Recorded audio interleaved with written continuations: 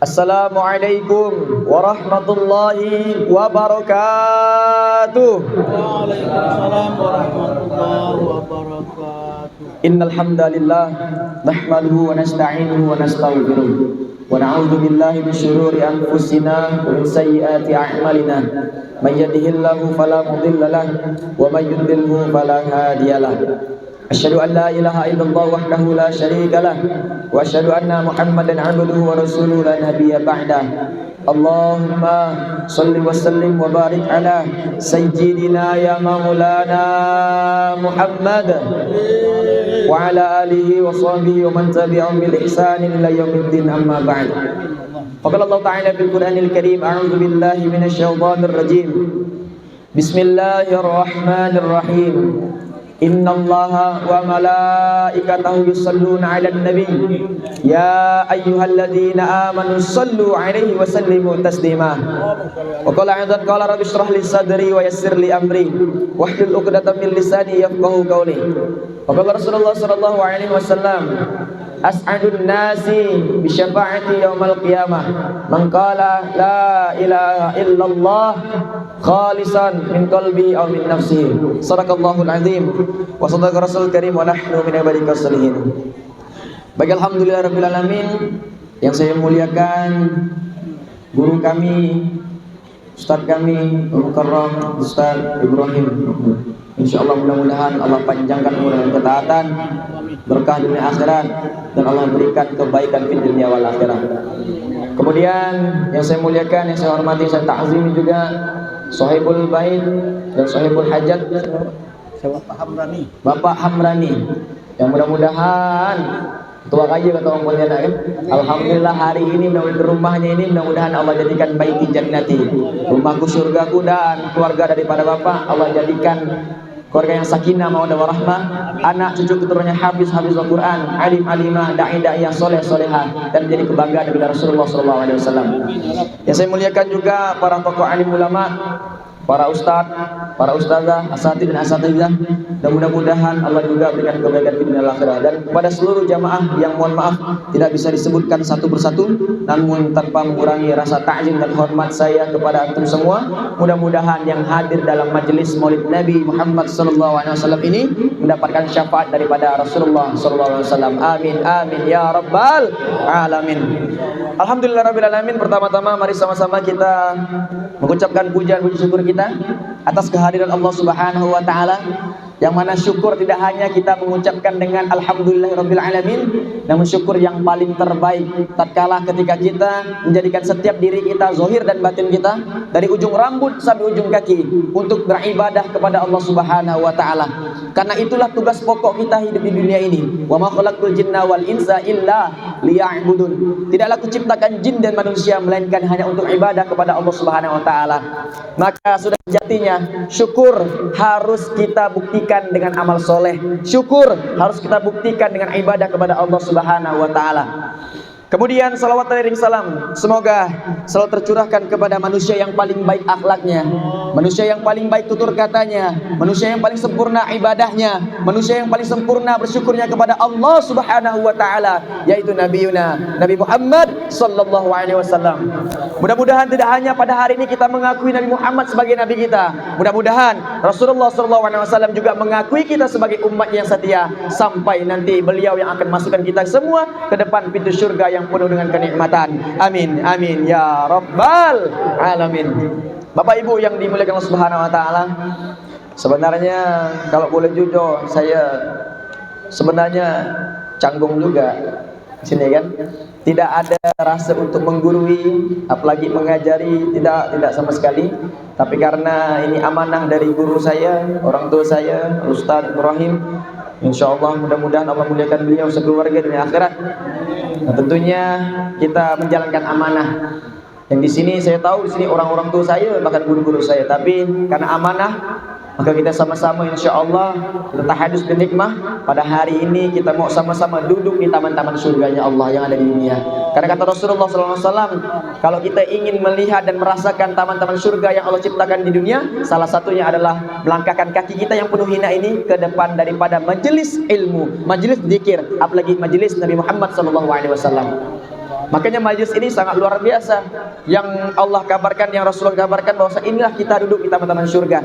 Karena nanti di surga illa qilan salaman salama. Tidak ada ucapan melainkan ucapan salam. Dan salam kata Allah Subhanahu wa taala di Quran surah Maryam ayat ke-62 adalah pembicaraan seorang penghuni surga. Itu artinya kalau kita ingin dirindukan oleh daripada penduduk surga, penghuni surga, maka hendaklah kita selalu menebarkan kasih sayang, menebarkan salam, saling mendoakan dalam kebaikan. Maka Bapak Ibu yang dimuliakan Allah Subhanahu wa taala, kita mempunyai nabi yang sangat luar biasa. Gitu kan? Kalau kita melihat dan kalau kita yang namanya mengharapkan dengan Rasulullah, pasti yang kita harapkan satu, yaitu syafaat daripada baginda Nabi Muhammad SAW. Namun kalau kita berbicara tentang syafaat, siapakah yang pemilik syafaat yang paling sempurna? Siapakah yang pemilik syafaat yang paling betul-betul mempunyai hak untuk memberikan syafaat? Ternyata bisa kita temukan di Quran surah Az-Zumar, surah ke-39 di ayat ke-44, posisi sebelah kanan pertengahan. Allah sampaikan, "Lillahi syafa'ah jami'ah." Katakanlah wahai Muhammad, viralkanlah kepada umatmu sampai hari kiamat bahwasanya syafaat itu adalah cuma milikku, kata Allah. Jadi syafaat itu adalah milik Allah Subhanahu wa taala. Namun ketika kita melihat bahwasanya syafaat, kita lihat dari redaksi dalam bahasanya, asy-syafa'ah dalam bahasa sedikit bahwasanya dari syafa', betul Ustaz? Syafa' artinya lawan daripada solat yang kita kerjakan setelah solat tahajud. Kira-kira setelah solat tahajud kita solat apa ya Pak ya? Solat witir, Masya Allah. Solat witir ya Pak ya. Kita biasanya sebelum subuh kita tutup solat di malam itu dengan solat witir ya kan? Solat witir. Witir apa artinya? Ternyata witir artinya ganjil. Lawan daripada ganjil, syafa' genap. Allah sampaikan di surah Al-Fajr, surah 89, di ayat ketiga. Wasyaf'i wal watsar. Demi yang genap dan ganjil. Maka syafaat di sini arti dalam keadaan segi bahasa, akar katanya adalah genap. Dari segi bahasa kita bisa melihat syafaat ini adalah bisa disebutkan juga menggenapkan, meringankan, memberikan ampunan, gitu kan? Kalau kita tahu syafaat, apa itu syafaat? Yaitu pertolongan Allah Subhanahu wa taala dan Nabi Muhammad sallallahu alaihi wasallam. Kalau kita sudah tahu bahwa syafaat ini artinya menggenapkan, maka kita coba. Saya mau ilustrasikan dulu. Saya mau cerita sedikit. Saya mau cerita kepada ibu-ibu. Ada ibu-ibu sini insyaallah? Bu. Oh, Bu. Banyak ya, Bu? Ya? Atau santri? Banyak santri sini nih. Saya mau ngomong dengan ibu-ibu loh. Mungkin sini ibu-ibu ada membawa suami yang tercinta, gitu kan? Ibu ada emas ya Bu? Bu, ada emas tak Bu? Wih, selusin ada. Berkilo-kilo kali itu ya. Nah, kira-kira, gitu kan? Ibu ngomong sama suami ibu, "Bapak, ya sayang," kata bapak. Ya, gitu kan? "Ada apa? Boleh ndak mama nih beli emas lagi?" Mau nggak kemarin beli emas minggu yang lalu? Dah sekarang nak minta emas lagi? Enggak Pak, gitu kan. Kemarin kan pakai duit bapak. Kalau ini pakai duit mama. Ya gitu kan. Boleh enggak? Maka kata suaminya bilang, bolehlah. Yang penting jangan pakai duit aku, kata dia. Dapat duit di mana? Oh, inilah duit abang nih, duit bapak nih aku kumpulkan. Nak aku pengen belikan emas lagi, kata dia. Cuma bang, kata dia kan, yang kami nak beli emas ni harganya 5 juta, kata dia. Wih, banyaknya, kata dia. Ada duitnya? Ada bang, kata dia. Cuma abang tolong pergi ya. Bapak ikut saya, kata dia. Bapak ikut mama. Apa pula? Takut bah duit mama ni kurang, kata dia. Takut duitnya kurang, kata dia. Emang duit mama ada berapa? Allah, duit mama ni tolonglah tambahkan Pak. Duit mama cuma ada 500.000. Ya salam, 500.000. Harga emas 5 juta. Saya mau nanya kepada bapak-bapak sebagai suami, gitu kan? Ini ibu, istri bapak, gitu kan? Ini minta tambahkan ke atau nombokkan? Oh Pak, nombokkan, betul ya Pak ya? Kalau yang nambahkan macam mana Pak? Uang 5 juta, duit bapak, duit mama itu ada 4,5. Mungkin nambahkan 500, is okay lah ya Pak ya. Itu nambahkan. Nah, kalau kita tahu cerita ini Pak, ternyata sama. Itulah disebut dengan syafaat. Menggenapkan pertolongan, menggenapkan ampunan. Itu artinya Pak, syafaat itu bisa Allah berikan kepada hamba-hambanya. Rasulullah juga bisa memberikan syafaat kepada umat-umatnya kalau hamba dan umat tersebut ada usaha untuk amal soleh Pak. Ada usahanya. Nah, kalau ngomong tentang syafaat nih Pak, luar biasa. Kira-kira Rasulullah, Nabi kita cinta tak dengan kita Pak? Cinta banget gitu kan. Kira-kira apa buktinya cintanya Rasulullah dengan kita? Banyak sebuah kisah ya Pak ya.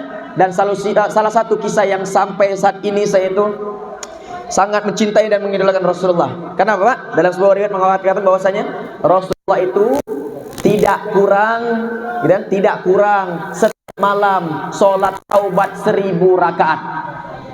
1000 rakaat Pak. 1000 rakaat sholat taubat. Sampai istri tercinta Sayyidah Aisyah mengatakan, "Ya Rasulullah, kenapa engkau masih sholat sampai kakinya bengkak? Kenapa engkau sampai sholatnya 1000 rakaat?"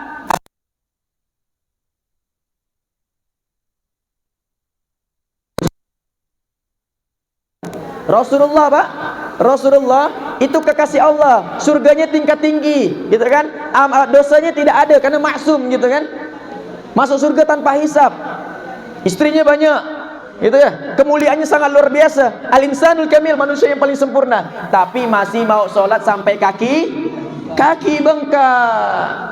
Pertanyaan kita Pak, ada orang yang bukan nabi, bukan rasul, jaminan surga belum ada, hisab masih menegangkan, amal masih berantakan, masih bangun tidur juga bengkak. Tapi kakinya yang bukan kakinya yang bengkak, tetapi mata yang bengkak. Kalau banyak tidak. Allahumma sholli ala Muhammad. Sama-sama bengkak Pak, tak apa-apalah ya. Tak apa-apalah, yang penting bengkak mata dulu. Nanti mudah-mudahan bisa nanti. Bayangkan Bapak Ibu sekalian, Nabi Muhammad mencintai kita, ada buktinya. Sekarang pertanyaan itu kita balikkan ke dengan kita. Kita cinta dengan Nabi? Cinta kan? Insya Allah cinta. Sekarang pertanyaan yang kedua, apa bukti kita cinta kepada Nabi Muhammad SAW? Itu Pak. Ternyata kalau kita dibalikkan lagi pertanyaan itu tak bisa jawab kita Pak. Kalau kita buktikan, ternyata nih ada salah satu perkataan daripada Al-Imam Suhaili, Imam Maroko, waliullah dari Maroko. Dia mengatakan apa Pak? Kaidah cinta itu innama huwal ibarah anisyughli bil mahbub ma ahbata syai'a illa kuntalahu abdah. Apa dikatakan bahwasanya kita tidak akan pernah mendapatkan cinta sejati sebelum kita disibukkan dengan apa yang kita cintai, dan kita tidak akan pernah mendapatkan cinta yang hakiki, cinta yang sesungguhnya sebelum kita menjadi hamba terhadap apa yang kita cintai. Artinya apa Pak? Ingat Pak ya, dulu Pak ya, 30 tahun yang lalu sebelum masih bujang ya Pak ya, masih bujang, ingin apa, nikahkan istri Bapak kan perlu perjuangan kan? Makanya dalam Islam mahar itu wajib. Pernikahan mahar itu buktinya apa? Bukti daripada cinta. Makanya kalau hari ini ada orang misalnya anak-anak remaja ya kan, gantang goncengan gitu kan, cuma modal I love you itu bukan bukti tapi pernyataan. I need you, I miss you, itu cuma pernyataan. Sedangkan cinta butuh pembuktian. Nah, ternyata apa Pak? Bukti ini yang mau kita sama perbaiki. Rasulullah sudah ada bukti dan mencintai kita. Sekarang kita, apa bukti kita dengan Rasulullah? Nah, maka izinkan kita sama-sama hari ini fokus kepada pembahasan syafaat. Nah, kalau tadi kita udah tahu Pak, bahwasanya syafaat itu cuma milik Allah. Sekarang kenapa pula Allah berikan hak yang luar biasa kepada Rasulullah, bisa memberikan syafaat kepada umatnya? Kira-kira apa jawabannya Pak? Ternyata Rasulullah itu adalah kekasihnya Allah yang paling sangat dicintai. Dibuktikan di Quran surah Ali Imran, surah ketiga, juz ketiga, ayat 31, posisi sebelah kiri bagian atas. Allah sampaikan, "Qul."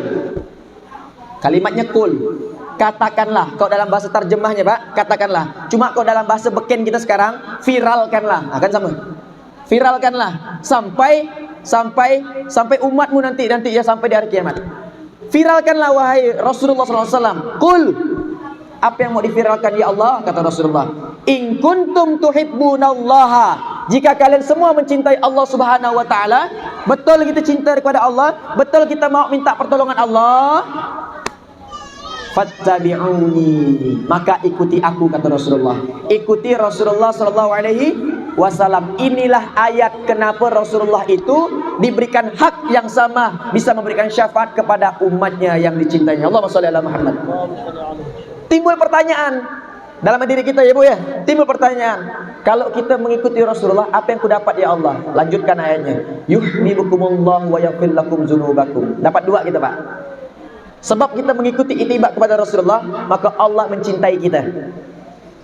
Apa bukti Allah cinta dengan kita Pak? Bayangkan Pak, Allah saja membuktikan cintanya kepada kita, ada buktinya Pak. Apa buktinya? Yuhibbukumullah wa yaghfir lakum dzunubakum. Ternyata cintanya Allah kepada hambanya bukan pertama kali dikasih harta yang banyak, bukan pertama kali dikasih pangkat yang tinggi, bukan pertama kali kasih harta yang glamor. Tidak, Pak. Ternyata yang pertama kali yang Allah berikan adalah ampunan terhadap dosa-dosa kita di masa lalu. Makanya setiap kita sholawat nih, Pak, kita maulid tadi itu pasti diawali dengan surah Al-Fat, surah ke-48, di ayat ke-1 sampai 3 tuh, Pak. Ayat 4 dan 5 itu adalah balasan. Apa bunyinya, Pak? Inna fatahna laka fathan mubina. Sungguh kami telah memberikan kepadamu kemenangan yang nyata. Mubina, kemenangan yang nyata. Sekarang pertanyaan, apa itu kemenangan yang nyata ya Allah? Ayat 2-nya ternyata, Pak. Liyaghfir lakallahu ma taqaddama min dzambika wa ma ta'akhkhar. Ternyata kemenangan yang nyata tuh, Pak, bukan ketika kita kelahi kita menang, bukan ketika kita bersaing di perusahaan kita menjadi nomor 1, bukan. Ternyata kemenangan yang nyata di sisi Allah Subhanahu wa taala, liyaghfir lakallahu ma taqaddama min dzambika wa ma ta'akhkhar. Diampunkan segala dosa-dosa kita yang telah lalu dan dosa-dosa yang akan datang. Allahumma shalli ala Muhammad. Dan yang kedua, wa yutimma ni'matahu 'alaika wa yahdiyaka siratan mustaqima. Telah disempurnakan kenikmatan Allah Subhanahu wa taala kepadanya berupa petunjuk yang jelas. Pada akhirnya, wa yansurakallahu nasran aziza. Cuma Allah Subhanahu wa taala yang bisa nolong kita dengan kekuatan pertolongan yang besar. Apa yang kita dapatkan, Pak? Ayat 4-nya. Walladzi anzalas sakinata fi qulubil mu'minin. Dialah Allah yang memberikan rasa tenang, rasa ketenangan ke dalam hati, dalam tanda kutip. Tenang bukan sembarang tenang, tapi tenang hanya diberikan hanya orang yang beriman. Di surah yang lain Allah sampaikan, Pak, di surah Ar-Ra'd surah ke-13 ayat ke-28, ala bizikrillahi tatma'innul qulub. Hanya dengan mengingat Allah, hanya dengan berzikir kepada Allah, hati kita bisa tenang, Pak. Itulah sebenarnya kenapa makna daripada doa sapu jagat yang setiap hari kita doakan setiap ba'da salat. Rabbana atina fid dunya hasanah wa fil akhirati hasanah wa qina azabannar. Tak ada jauh-jauh kita, Pak, kita minta dunia nih. Kita cuma minta dunia bahagia, dunia tenang, ya kan? Akhirat pun bahagia dengan ketenangan juga, sampai nanti Allah panggil kita, ya ayyatuhan nafsul mutmainnah. Wahai jiwa-jiwa yang tenang, kata Allah Subhanahu wa taala. Siapa jiwa yang tenang itu? Irji'i ila rabbiki radiyatan mardiyah. Dia yang balik kepada ketentuan Allah, segala ketentuan Allah diterima. Enggak ada dia komen, Pak. Enggak ada dia komen. Karena kalau kita setiap ketentuan Allah kita komen, Pak, artinya mulai agak rosak keimanan kita. Yang keenam. Iman yang keenam apa, Pak? Qada dan qadar. Harus kita yakini, harus kita terima bahwasanya ketentuan Allah ini adalah ketentuan yang terbaik. Kisah Rasulullah SAW ketika di kota Taif, Pak, dilemparkan batu sampai berdarah, dilemparkan batu sampai giginya patah, dilemparkan batu sampai hancur daripada semuanya, dibuli, diusir dan lain sebagainya. Apa kata Rasulullah, Pak? Apa kata Rasulullah? Ya Allah, kira-kira kemana lagi engkau langkahkan kaki aku ini, ya Allah? Apakah yang lebih dekat atau yang lebih jauh? Ya Allah, sesungguhnya, wallahi, demi Allah, aku bersumpah ya Allah, engkau mau ngarahkan kaki aku kemanapun aku ridho ya Allah. Kalau yang lebih jauh dan aku sampai ke tempat yang jauh tadi ya Allah, aku masih juga tetap dilempari, gitu kan, dikotori, diusir gitu kan. Wallahi ya Allah, aku bersumpah atas namamu ya Allah, aku ridho ya Allah selama engkau tidak murka kepadaku. Itu, Pak, sekelas Nabi. Sekelas Nabi mengatakan demikian, Pak. Udah lempar batu sampai semuanya. Padahal setiap Nabi itu, Pak, jadi setiap Nabi itu ada doa mustajab. Seluruh para Nabi itu udah gunakan. Dari Nabi Adam sampai Nabi Isa itu semuanya udah gunakan. Cuma Nabi kita Nabi Muhammad SAW yang belum pernah gunakan. Padahal Rasulullah bisa nih, Pak. Malaikat Jabal, malaikat gunung itu udah mengatakan, ya Rasulullah, angkat tanganmu ya Rasulullah, sampaikan kepada Allah.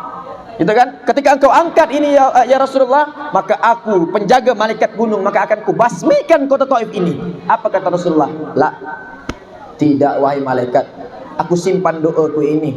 Nanti ketika aku minta syafaat kepada Allah Subhanahu wa taala, kepada umat-umatku yang masih mengatakan la ilaha illallah Muhammadur Rasulullah sallallahu alaihi wasallam. Kenapa engkau tidak mau berdoa ya Rasulullah? Karena aku yakin setelah sepeninggalanku ini, kota Taif ini akan banyak lahir darah-darah para ulama.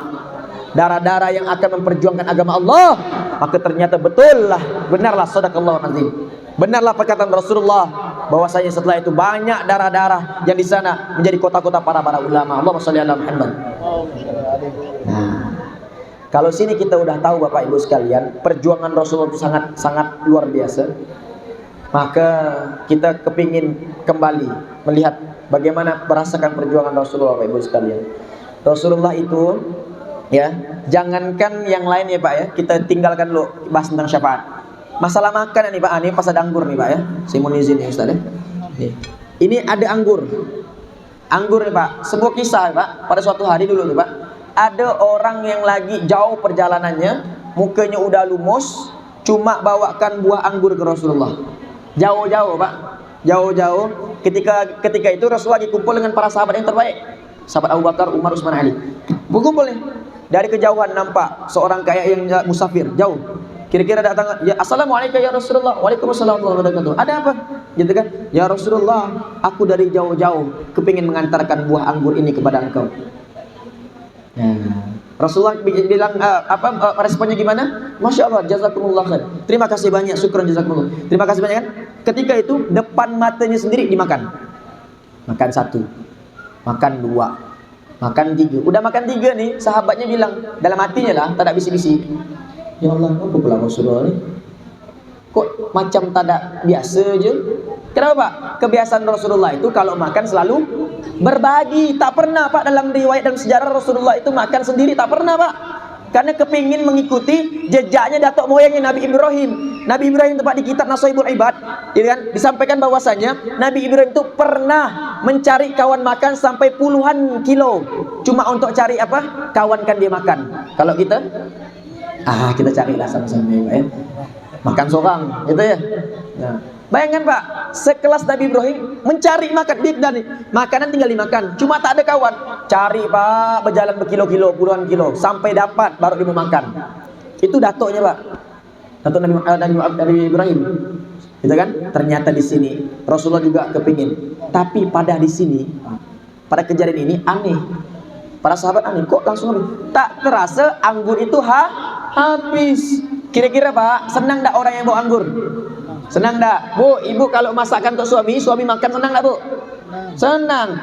Apa jadinya kalau ibu masak, suami tak ada makan? Kira-kira macam mana tu Bu? Tak ada lagi lah bang, aku masakkan lagi kau besok kata dia. Ya, merajuk dah, ya kan Bu ya? Nah ternyata Rasulullah itu menghargai makan nih Pak. Ini Pak akhlak Rasulullah ya Pak ya? Makan.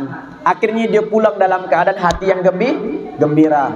Tiba-tiba nanya para sahabat, ya Rasulullah, ada apa? Ya. Rasa-rasanya ada yang aneh ya Rasulullah. Apa yang aneh? Sebenarnya gitu kan, malu dan segan aku ingin nanyakannya. Cuman aku kepengen nanya kepada engkau ya Rasulullah. Soalnya tidak biasa. Engkau biasa tuh ya Rasulullah makan selalu bersama kami, selalu mengajak kami makan. Tapi kenapa ketika orang tuh ngasih anggur engkau tak makan? Ternyata jawabannya sangat simpel dan sederhana. Ternyata anggur itu rasanya masam. Allahumma shalli ala Muhammad. Pak, Nabi kita Pak menjaga dua perasaan di situ Pak. Satu, perasaan orang yang bawa anggur, dia makan nih Pak tanpa mengurangi ekspresi wajahnya. Yang ada hanya wajah enak. Menahan wajah, tahu kan Pak ya? Kalau nengok wajah-wajah orang yang asam kan, macam mana muka tu Pak? Tak tahu kan? Agak-agak tak bisa kita tafsirkan muka macam gitu ya. Gitu ya. Ternyata Rasulullah tidak ada mengurangi, tidak merubah daripada raut ekspresinya untuk menjaga perasaan orang yang bawa anggur. Satu, menjaga orang yang bawa makanan. Yang kedua, para sahabatku, sini dengar kata dia kan. Aku bukan yang tak mau ngasih kau makan anggur nih. Aku nih cuma mau kasih engkau tuh makanan-makanan yang baik-baik ya, halalan thayyibah, mubarakan, yang enak-enak saja. Sedangkan ini yang aku makan nih masam. Aku tak mau ketika aku kasih anggur ini kepada engkau berubah raut wajahmu, membuat orang yang membawa anggur itu sakit hati. Allahumma shalli ala Muhammad. Dijaga dua perasaan Pak. Jaga yang bawa anggur, jaga para sahabat agar tidak memakan makanan yang masam. Kalau kita jawab seorang-seorang lah ya Pak ya. Kalau kita makanan enak makan seorang, makanan tak nyaman kasih orang. Tak ada di sini, sana jauh sana. Insya Allah sini orang baik-baik. Alhamdulillah. Allahumma shalli ala Muhammad. Nih, Ibu, itu sedikit akhlak. Nah, balik lagi kepada syafaat. Ternyata Pak, syafaat ini yang kita bahas tadi adalah menggenapkan, meringankan perantara yang akan membantu kita. Jawaban pertama tadi apa Pak Rasulullah Pak? Kepengen untuk bersyukur. Yang kedua jawabannya ini sangat luar biasa Pak. Untuk apa kau ya? Untuk apa engkau ya Rasulullah? Engkau sholat sampai 1000 rakaat sampai kaki bengkak? Apa kata Rasulullah? Aku hadiahkan sholat taubatku 1000 rakaat setiap hari ini hanya untuk umatku yang tak pernah memandangku di akhir zaman. Allahumma sholli ala Muhammad. Kepada siapa Pak? Bukan para sahabat, tapi kepada kita semua Pak. Tapi satu syarat, jangan buat Rasulullah nombok. Tadi jangan buat Rasulullah nombok. Kepengen minta syafaat Rasulullah, tapi dunia tak ada sholat, tak ada ngaji, gitu kan? Tak ada puasa. Tiba-tiba nanti isfa'lana ya Allah, isfa'lana ya Rasulullah, lana kata dia. Mak nyanyi kat dia di sana. Isfa'lana, tolong beri aku syafaat, berikan kami syafaat ya Rasulullah. Macam mana Rasulullah nak kasih syafaat, sedangkan kita tak mau berusaha kerjasama di dunia? Kan dalam hadis mengatakan apa? Seluruh umatku yang mengucapkan la ilaha illallah dakhalul jannah. Betul? Pasti masuk surga kan? Illa kecuali yang tak mau. Artinya Bu, ada orang yang tak mau. Siapa orang yang tak mau? Orang yang tidak membuktikan keislamannya. Singkat cerita Pak, ada kejadian dulu Arab Badui di Quran surah Al-Hujurat, Allah abadikan di surah Al-Hujurat surah ke-49 di juz ke-26 Allah sampaikan di 14. Qalatil a'rabu amanna. Berkatalah Arab Badui bertemu kepada Rasulullah, ya Rasulullah kami telah beriman. Langsung Pak, tiba-tiba Allah mengatakan kepada Arab Badui lewat wasilah Rasulullah, hai Rasulullah, hai Nabi Muhammad, sampaikan kepada dia, qul lam tu'minu, katakanlah dia itu belum beriman. Allah langsung negur Pak, dia belum beriman. Walakin qulu aslamna, tapi katakanlah dia, kalian itu baru Islam. Nah, di sini kita dapat dua perbedaan Pak. Ternyata orang yang baru Islam itu belum tentu beriman. Siapa dia yang dikatakan cuma Islam? Dia cuma syahadatain, cuma syahadat, tapi belum solat, belum puasa, belum zakat, pergi haji, jauh, gitu kan? Ternyata Pak, dulu ada dalam satu karya itu Ibnu Qayyim Al-Jauziyah itu, beliau mengatakan dalam kitabnya, itu kitab tentang orang-orang dungu. Masuklah cerita Arab Badui yang baru masuk Islam. Tiba-tiba Pak, baru kata orang itu masuk Islam, solat di belakang imam yang hafiz Quran. Rakaat pertama surah Al-Baqarah. Ya Al-Baqarah. Bayangkan Pak, baru masuk Islam, rakaat pertama surah Al-Baqarah. Rakaat kedua, karena rakaat satu udah setengah mati dari nahannya. Rakaat kedua tuh Pak, rakaat kedua imamnya baca apa? Alam tara kaifa fa'ala rabbuka bi ashabil fil. Tiba-tiba Pak, apa yang dikerjakan Arab Badui dibatalkan dia punya salat. Kenapa pula dibatalkan nih? Lanjut kan, selesai. Tak mungkin sahabat nanya kan, batal juga. Setelah selesai sholat, ditanya, Arab Badui, kau ni baru masuk Islam, coba gak sholat betul-betul? Ngapa pula kau batal kan? Rakaat pertama saja Al-Baqarah kau tahan, masa rakaat kedua ini surah Al-Fil kau tak tahan? Aku ni bukan tak nak mau, aku ni setengah mati nunggu imam tu ruku di rakaat pertama surah Al-Baqarah surah sapi. Nah kau suruh nunggu aku lagi rakaat kedua surah gajah. Surah gajah sudah tunggu. Dia kira surah gajah itu lebih panjang daripada surah Al-Baqarah sapi betina. Ya salam. Saking baduinya, saking dungunya, dibatalkan dia punya sholat. Allahumma sholli ala Muhammad. Nah, inilah dikatakan kenapa orang ini masih cuma Islam, bukan belum beriman, Pak. Lanjutkan ayatnya. Walamma yadkhulul imanu fi qulubikum. Ternyata iman itu tembus ke dalam hati. Selaras dengan hadis Nabi sallallahu alaihi wasallam tadi, saya sampaikan di hadis Bukhari mengatakan apa di mukaddimah tadi apa? Abu Hurairah bertanya kepada Rasulullah, "Ya Rasulullah, as'adun nasi bi syafa'atika yaumil qiyamah?" Ya Rasulullah, siapakah yang paling berbahagia yang akan mendapatkan syafaatmu nanti di yaumil qiyamah? Apa kata Rasulullah, Bu? As'adun nasi, orang yang paling berbahagia nanti di yaumil qiyamah bi syafa'ati dengan syafaatku yaumil qiyamah di hari kiamat. Man qala la ilaha illallah, orang yang mengucapkan la ilaha illallah tapi tak cukup dengan la ilaha illallah, Bu. Lanjutan hadisnya apa? Khalisan min qalbihi aw min nafsihi. Dia baca itu harus ikhlas, tembus ke dalam hatinya. Nah, sekarang macam mana cara menembuskan dalam hati?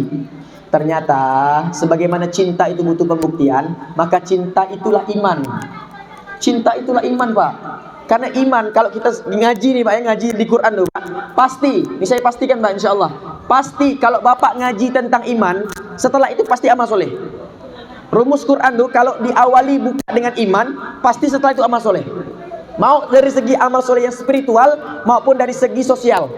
Contoh, iman pertama kali yang Allah sampaikan Pak di surah Al-Baqarah ayat ketiga, alladzina yu'minuna bil ghaibi wa yuqimus shalah wa mimma razaqnahum yunfikun. Kalimat iman yang pertama itu orang-orang beriman. Iman yang mana?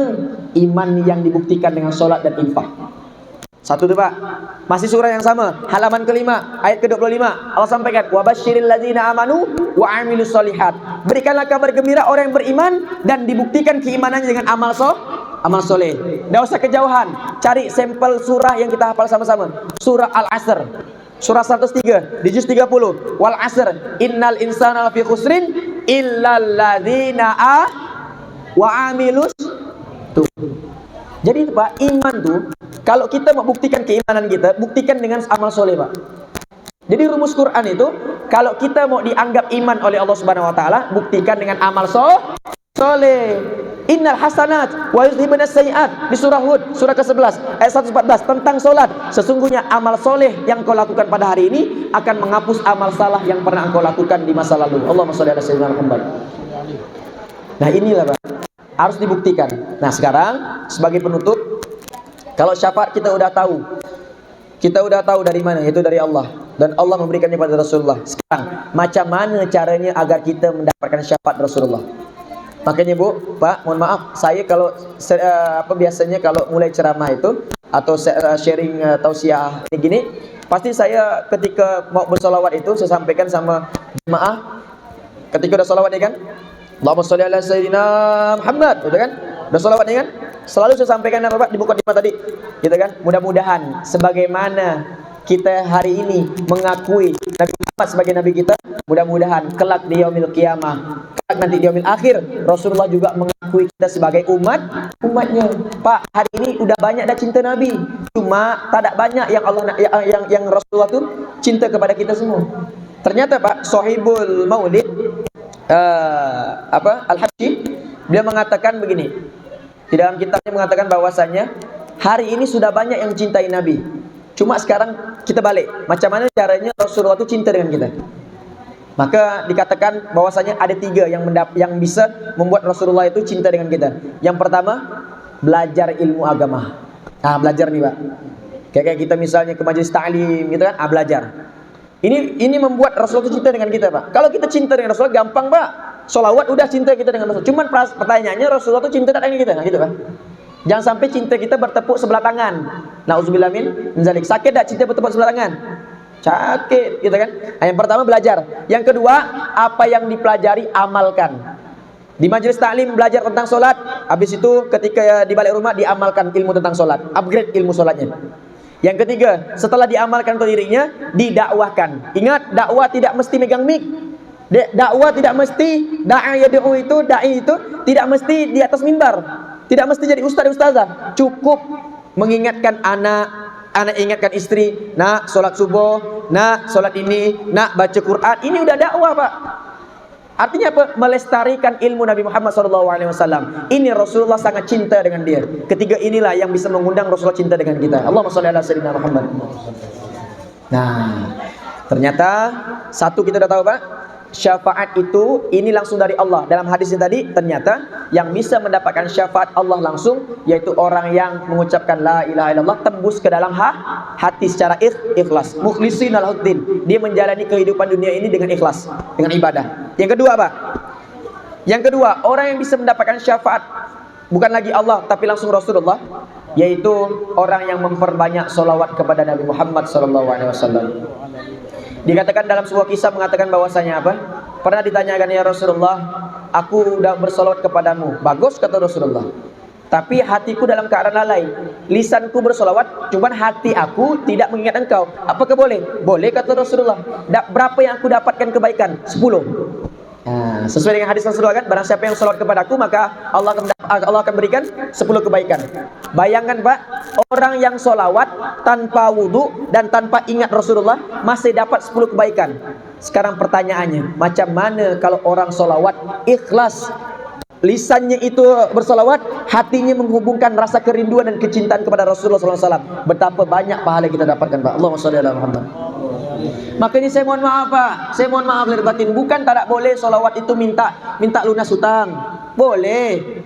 Ya kan, solawat minta anak-anak soleh soleha boleh, solawat untuk apa, rezeki lancar boleh, solawat untuk apa, bisnis lancar boleh, untuk mengundang orang awam agar solat kepada Rasulullah. Cuma kalau kita yang sudah belajar, kalau kita yang udah mau naik tingkat, takkan mungkin kita mau di tingkat yang sama.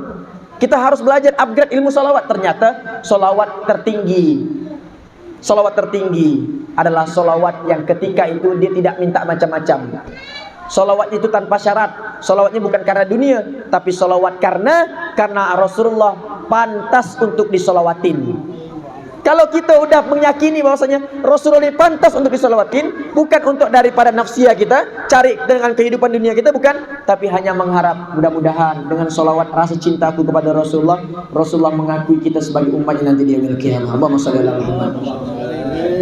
Kan gini harapan kita Pak. Solawat yang kedua tadi bersolawat, itu pasti dapat syafaat Rasulullah. Nah yang ketiga sebagai penutup, mohon izin, ketiga Pak, yang ketiga ini mohon maaf, tidak hanya mendapatkan syafaat Allah dan Rasulnya, tapi dia juga bisa mensyafaati orang lain. Dengan Pak, tidak hanya mendapatkan syafaat oleh Allah dan Rasulnya, tapi dia juga bisa mensyafaatin, memberikan syafaat kepada 10 orang yang dikehendaki. Pastilah kalau dia itu anak kita, pasti yang diberi syafaatnya kepada kita sendiri Pak. Ayah, ibu dah pasti, kakak, adik pasti, pasangan pasti, anak pasti Pak. 10 orang. Siapa dia? Amalannya cuma satu, berinteraksi dengan Al-Quran. Nabi SAW pernah mengatakan bahwa dalam hadisnya apa Pak? Kalau kita mau jadi sebaik-baik manusia, jadikan hadis ini, khairun nas anfa'um linnas. Sebaik-baik manusia adalah manusia yang memberikan kebermanfaatan bagi orang lain. Cuma kita tidak hanya sekedar manusia Pak, kita kan orang beriman insya-Allah kan. Udah kita sholat tadi subuh, sholat bentar lagi zuhur, udah kita sedekah, maulid Nabi pula, harus upgrade. Jadi tidak hanya sekedar manusia, tapi kita beriman. Apa kata Rasulullah? Memang sebaik-baik manusia itu adalah orang yang memberikan kebermanfaatan bagi orang lain, kasih makan, nolong orang. Tapi ada yang di atas paling tinggi derajatnya. Apa kata Rasulullah Pak? Khairukum man ta'allamal Qur'ana wa 'allamahu. Sebaik-baik kamu orang beriman adalah orang yang belajar Quran dan mengajarkan Al-Quran. Maka mohon maaf, profesi paling tertinggi di muka bumi ini Pak, bukan menjadi direktur, bukan presiden, tapi guru ngaji. Saya sampaikan Pak ya, muliakan guru ngaji. Betapa banyak apa Bu? Oh nanti habis ini tanya Bu ya. Mau tanya ke Bu? Insyaallah setelah ini Bu ya. Guru ngaji luar biasa. Kadang-kadang saya kesian kasih seikhlasnya. Bukan seikhlasnya, seadanya. Kenakan ke bimbel, ditetapkan 2 juta tetap. Ini yang tidak hanya menyelamatkan di dunia, tapi menyelamatkan anak kita juga di akhirat nanti. Nah makanya inilah Pak, gitu kan? Karena Nabi Muhammad itu seorang ummi, juga seorang yang huwallazi ba'atsa fil ummiyina rasulan minhum yatlu alaihim ayati. Beliau juga guru ngaji, guru alif bata, gitu kan? Nah, maka di sini pun, di sini ada salah satu cabang pondok kita sekolah Quran, Baitur Ridwan, dia asuhan oleh Ustaz Ridho. Saya tadi belum kenalkan diri ya. Saya Wendra Pak, Muhammad Wendra Aprizal. Saya dari sekolah Quran. Termasuk satu cabang juga dengan sini nih, dengan Ustaz Ridho, Baitur Ridwan, santri yang ceweknya. Nah, saya ngasuh di Jalan Sulawesi dan anak beliau ada di tempat saya satu. Nah, 2 sama yang laki-laki. Nah, makanya ini kita mau bersinergi Pak. Pak, janji Allah, ini Pak ya pegang betul, janji Allah. Kalau di kampung halaman masih ada orang yang ngapal dan berinteraksi dengan Quran, haram tempat itu di azab Allah.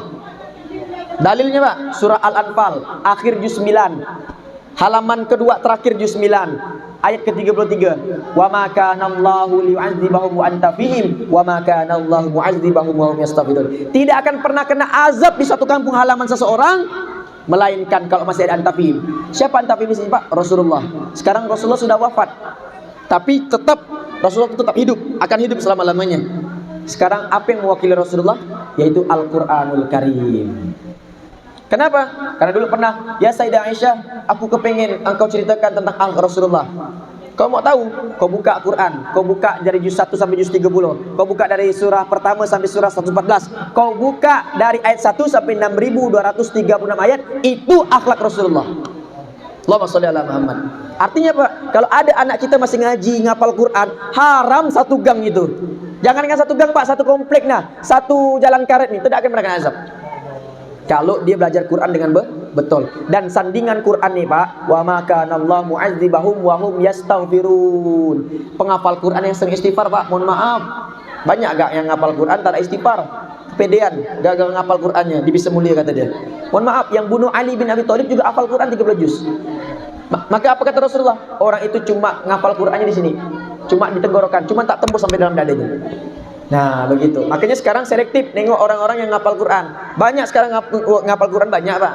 Cuma lihat-lihat, ya kan anak-anak kita itu jangan sampai, ya kan anak kita ngapal Quran, balik-balik ngapal Quran, pada-pada bid'ahkan kita yang tahlilan. Balik-balik bid'ahkan kita yang maulidan. Bid'ah tu Pak, bid'ah ni Pak kata. Ya salam Pak kok belajar 1 hari 2 hari.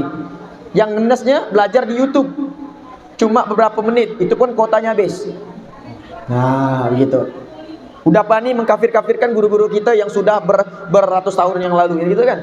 Nah, maka di sini Pak, pentingnya kita itu mempunyai anak yang menghafal Quran. Karena orang yang penghafal Quran nih Pak akan memberikan syafaat. Tapi ingat Pak, mohon maaf, satu frekuensi Pak ya. Kalau kita ingin buka radio Mujahidin, maka bukalah 105.8 Mujahidin FM. Takkan mungkin kita mendapatkan saluran Mujahidin kalau kita buka 105.7, walaupun cuma beda satu. Artinya apa Pak? Kalau kita mau diselamatkan anak kita ngapal Quran, kita juga berinteraksi dengan Quran. Janganlah ngapal, mungkin faktor usia. Tapi ada hadis yang mengatakan, Iqra'ul Quran fa innahu ya'ti yaumal qiyamah syafi'an li ashabi. Minimal Pak, baca Quran kata Rasulullah. Kau baca hari ini, maka hari ini yang kau baca akan mendapatkan 2 kau. Pertama, engkau dapatkan syafaat Quran. Yang kedua, Quran akan menjadi sahabatmu, sahibul Quran. Allahumma sholli ala Muhammad. Maka santri-santri kita Pak, saya sampaikan, ya kan, kalau misalnya ada pertemuan orang tua, saya sampaikan, anak ngapal Quran, jangan sampai mama nonton Korea pula di rumah, nonton India, atau bapak buka Quran pun setahun sekali. Mana cocok? Saya bilang, kalau mau cocok satu frekuensi, saya bilang, anak ngapal Quran, bapak ibu di rumah juga minimal baca Quran, minimal 1 ayat, tak masalah. Kan ijazah daripada guru-guru kita. Biar satu frekuensi. Karena nanti ada yauma yafirru mar'u min akhi wa ummihi wa abi wa sahibati wa bani. Anak, bapak, istri tak bisa saling menyelamatkan. Dan paling mengerikannya Pak di surah Az-Zukhruf ayat ke-67. Al-akhillau yauma idzin ba'dum li ba'din adu illal muttaqin. Persahabatan yang kita bangga-banggakan pada hari ini nanti di yaumil kiamah akan saling berkelahi. Illal muttaqin, kecuali persahabatan kekeluargaan yang mendasari daripada takwa kepada Allah Subhanahu wa taala. Nah mungkin demikian Pak. Ketiga itulah yang bisa kita perjuangkan.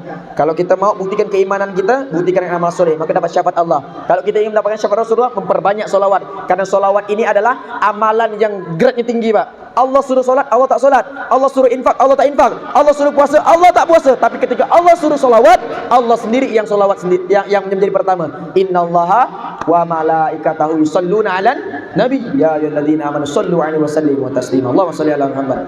Dan yang ketiga adalah berinteraksi dengan Quran. Kalau anak masih budak-budak kecil kayak gini nih, arahkan ngapal Quran. Kalau udah mulai agak dewasa sedikit, boleh minimal dicinta dengan Quran dulu. Maka kita yang sudah jadi orang tua, menjadi ayah dan ibu, maka tinggal kita tuai nanti hasilnya nanti di yaumil kiamah nanti dengan mahkota dan daripada jubah kemuliaan daripada Allah Subhanahu wa taala. Amin. Amin ya rabbal alamin. Mungkin demikian Pak yang bisa sampaikan. 45 menit sudah saya sampaikan di sini, insyaallah. Mohon maaf kalau panjangan. Mungkin tadi ada yang mau bertanya ke Bu. Silakan Bu, tafadhol. Bu Hajah. Tahu nah. Kalau saya tak tahu nanti bisa sama guru saya. Assalamualaikum warahmatullahi wabarakatuh. Jujur deh. Saya mau tanya dengan Pak Ustaz, tapi saya ini tidak tahu. Jadi waktu itu saya lupa. Ada saya kan yang ada ngaji setiap dapat maghrib. Jadi ada tetangga cowoknya bukan orang Islam. Jadi saya tidak tahu. Dia tu bilang, Nek boleh tak saya ngaji? Boleh. Kata saya kan. Jadi dia Nek. Sekarang pun dia lihat pada dosa ada gini jalan dosa pada saya. Ada dia bilang gini. Oh ya Nek, besoknya datang dia dengan hantaran saya. Apakah saya itu berdosa apa enggak? Saya ajar dia dari satu hari itu. Langsung anak saya bilang, Mak, aku dia diajarin ngaji, dia bukan orang Islam, orang Kristen. Jadi ada mana salah saya? Aku saya berdosa, benar. Saya bilang bukan enggak dia saya. Tolong bilang, karena anak kamu dekat dengan dia. Enggak, sebentar masih besar kami dia mau belajar lagi. Tapi si orang perempuan ini tak menganggap saya. Seolah saya ini pada pandai belajar lagi. Oh ya Allah. Nah itu. Maka Pak Ustaz dengan menjawab pertanyaan saya nak mau tahu tentang kesalahan saya di mana. Allah. Assalamualaikum warahmatullahi wabarakatuh. Betul Ustaz? Saya teringat kisah Umar bin Khattab, Pak. Pertanyaan ibu nih. Umar bin Khattab tuh, Pak, sebelum masuk Islam itu keras bukan main, mabuk 5 kali sehari. Kayak sholat itu. Sejahil-jahilnya tuh Umar bin Khattab ketika sebelum masuk Islam. Tapi ketika masuk Islam, Pak, kuburannya di samping Rasulullah SAW. Kemuliaan karena Nabi Muhammad SAW. Dulu Rasulullah itu ditempatkan ke tempat yang paling banyak masalah, itu Arab. Cuman Rasulullah ditempatkan di yang paling banyak masalah.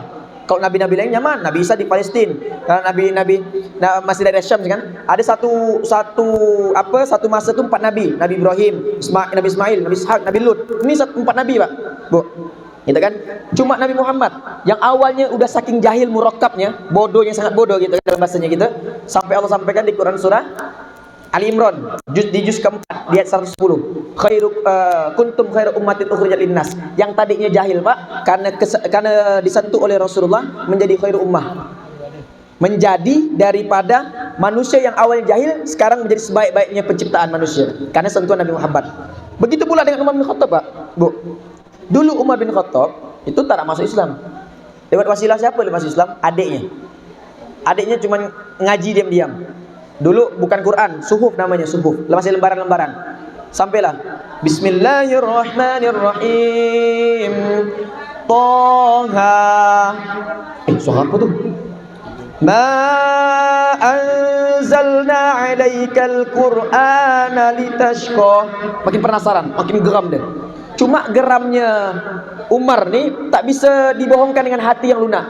Sampai illa tazkiratan liman yakhsha. 1 sampai 3 nih, Pak. Tak lama didobrak pintu tuh. Bacaan apa tuh kata dia? Ditapukkan. Yang ditapukkan Fatimah kan? Ditapukkan adiknya. Bacaan apa? Itu Qur'annya dari Muhammad kata dia. Dari Muhammad yang tukang sihir tuh kata dia. Saking benci dia kan. Umar bin Khattab tuh cita-cita cuma satu, Pak, menggal kepala Nabi Muhammad SAW. Cuma inilah hidayah. Nah, kita tak tahu, mudah-mudahan nanti wasilah ibu dia masuk Islam. Amin. Allahumma shalli ala Muhammad. Nah, kita ini sekarang masuk hukumnya, salah atau tak? Dulu, Pak, Umar bin Khattab kepengen ngambil lembaran Toha tadi, surah Toha, surah ke-20. Ketika mau megang, kok macam apa nih? Dipegang dirampas ya kan? Yang tadinya adiknya lemah nih, Pak, tiba-tiba Allah kasih kekuatan. Jangan sentuh kata dia. Oh, langsung kejut dia punya abang. Yang awalnya kan adiknya tak berani dengan abang kan? Jangankan adiknya, orang lainnya tiap hari diajak kelahi. Ya kan? Ya aku tunggu di jabal ini, di gunung ini. Tapi sebelum kau kelahi sama aku, kau pamit tanduk sama mamak kau. Kau balik tanpa nama kata dia. Saking kuat beraninya Umar bin Khattab kan? Ini adiknya awalnya takut, tapi karena tadi yang suci tadi dipegang sama Umar bin Khattab, dan pada saat itu Umar bin Khattab belum Islam. Maka di situ timbul hukum najis orang yang memegang Quran sedangkan dia belum Islam. Kenapa? 1, dia belum sunat. Itu oke lah. Yang kedua, ini yang penting. Yang kedua, dia masih dari seginya najis.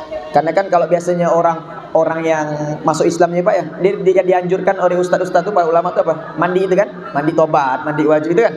Nah, karena dia masih najis, Pak. Saking kuatnya adiknya tadi kan, jangan sentuh. Yang tadi nak marah, Pak, nak nempeleng, jatuh langsung, diam-diam deh. Adik aku bukan nih kata dia. Tiba-tiba apa dia bilang, Pak? Oke, kita ketemu Rasulullah. Ajak anakku, ketemu aku dengan Rasulullah. Ternyata dia ketemu dengan Rasulullah bukan kepengen menggal kepala Rasulullah, tapi kepengen masuk Islam. Allahumma sholli ala Muhammad. Lewat Quran, Pak. Sekarang masuk ke ibu. Hukum itu kalau salah koreksi Ustaz. Hukum itu tak akan berlaku hukum kalau tak tahu. Tapi hukum itu berlaku kalau kita tak mau tahu. Beda kan, Pak? Tak tahu sama tak mau tahu, beda. Kalau tadi itu ibu tak tahu, tak dosa. Tapi yang bahaya ini tak mau tahu. Tak mau tahu itu maksudnya apa, Pak? Tak mau belajar. Udahlah tak tahu, carilah tahu. Ini menau, gitu kan, dalam bahasa menau. Sehingga Fatihah tahu, Pak, ya? Doakan. Doakan mudah-mudahan wasilah Fatihah ini dia masuk Islam. Amin. Saya dulu Pak ingat 5 tahun yang lalu tuh ada orang masuk Islam di kita-kita ini lagi ngaji. Ngaji biasa ya. Karena setiap hari itu meroja al-anfal. Yas'aluna